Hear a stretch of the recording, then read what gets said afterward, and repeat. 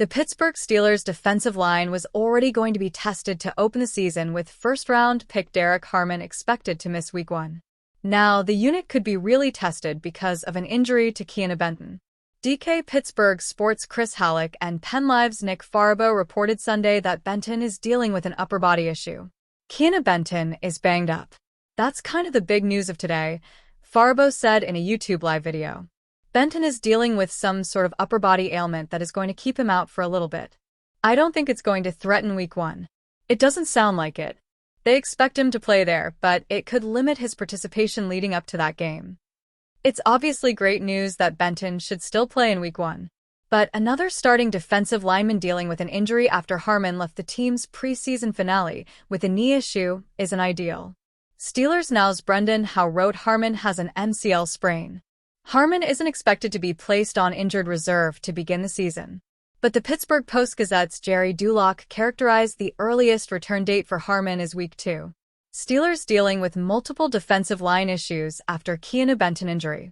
The Steelers are going through the ringer with their defensive line at the moment. In the last week, both Harmon and Benton developed injury concerns. Cameron Hayward is the last remaining healthy starting defensive lineman for the team.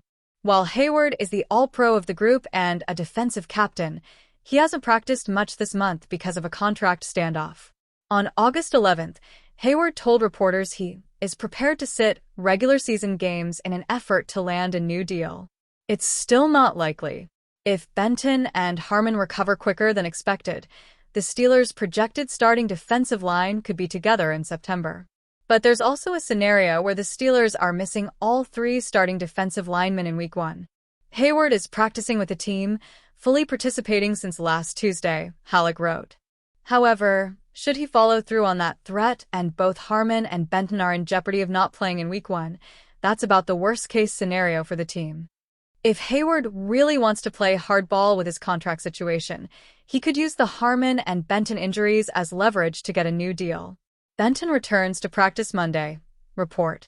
Clearly, the Steelers' defensive line has become a fluid situation. But fluid doesn't always have to be bad. Halleck reported Monday that Benton was back on the practice field to begin the week. Halleck didn't indicate in what capacity Benton practiced, but him being on the field is still a good sign. The Steelers made a movement to youth along their defensive line this offseason. They moved on from veterans Larry Ogunjobi and Montravius Adams, then drafted Harmon and Yahya Black. Since 2023, the Steelers have also selected Benton and Logan Lee in the draft. In 2021, Pittsburgh picked Isaiah Loudermilk during the 5th round. Lee and Loudermilk were already expected to see more opportunities without Harmon. They could practice more with the first-team defense if Benton is also not available. The Steelers also have defensive lineman Daniel Equali, Esezi Odomwo, and Dominique Davis on their roster. However, not all of those linemen will be available for Week 1. The team still has several cuts to make to get the roster down to 53 players by 4 p.m. Eastern Time on Tuesday. The Pittsburgh Steelers may have swung a trade for DK Metcalf earlier this offseason, but after also moving George Pickens, they definitely need some help at wide receiver. Could the Las Vegas Raiders have the answer for them? Raiders wide receiver Jakobi Meyers requested a trade on Monday, which could open the door for the Steelers to make a move for the 28-year-old. In fact, Diana Rossini of The Athletic has already floated Pittsburgh as a potential landing spot for Meyers, who is entering the final year of his contract and is evidently not thrilled about the way negotiations have proceeded. Meyers would represent a fantastic addition for a Steelers squad that brought in Aaron Rodgers to man the quarterback position earlier this offseason. Outside of Metcalf, Pittsburgh lacks genuine proven talent at wideout, with Calvin Austin III and Roman Wilson comprising Rodgers' top ancillary options. Meanwhile, Meyers caught 87 passes for 1,027 yards and 4 touchdowns last year and would instantly step into the number 2 receiver role behind Metcalf in Steel City. Of course, the question is whether or not the Steelers would be willing to pay the cost it would require to pry Meyers away from the Raiders. Las Vegas doesn't seem eager to move Meyers, which isn't surprising given the fact that the Raiders' situation at wide receiver is arguably even worse than Pittsburgh's once you get past Meyers.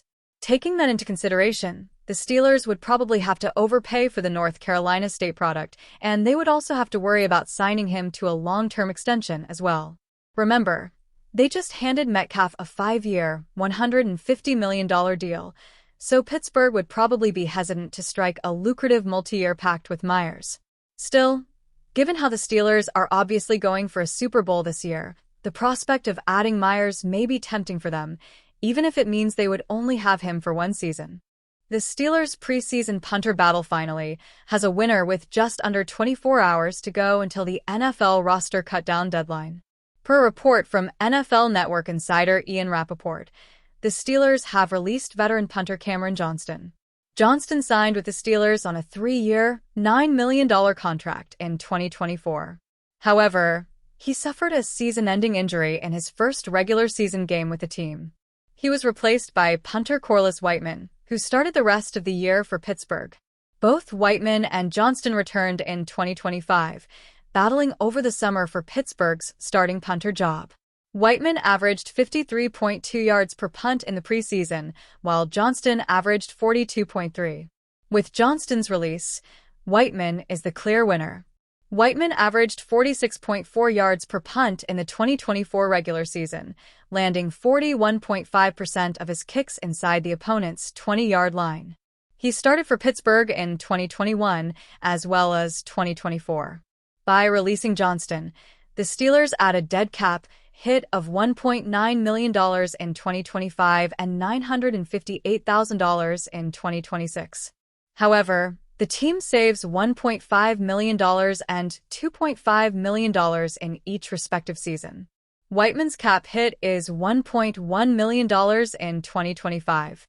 The 30-year-old is in the last year of his contract with the Steelers. The Pittsburgh Steelers have scoured the wide receiver market for upgrades, and a big one just became available. Las Vegas Raiders wide receiver Jakobi Meyers has requested a trade, according to multiple reports. Meyers has been discussing a contract with the Raiders, but they have made next to no progress on that front. As a result, Meyers met with management and requested a trade to another team that would pay him. The Steelers could be that team, as they need a bigger body who can block, which is exactly what Meyers does. He had 87 receptions for 1,027 receiving yards and 4 touchdowns in 15 games despite the quarterback chaos that occurred around him during 2024. That was a career season for Meyers, who shone with the Raiders and New England Patriots over his career. Meyers is set to make a salary of $10.5 million this year, but would like to see that bumped up. The Steelers could try and make the move for Meyers, who would be the second wide receiver they have paid this offseason, along with DK Metcalf. The Steelers have looked for veteran wide receiver help across the market leading up to the cutdown day, though it is unknown just who they have targeted. Meyers could be the biggest swing available.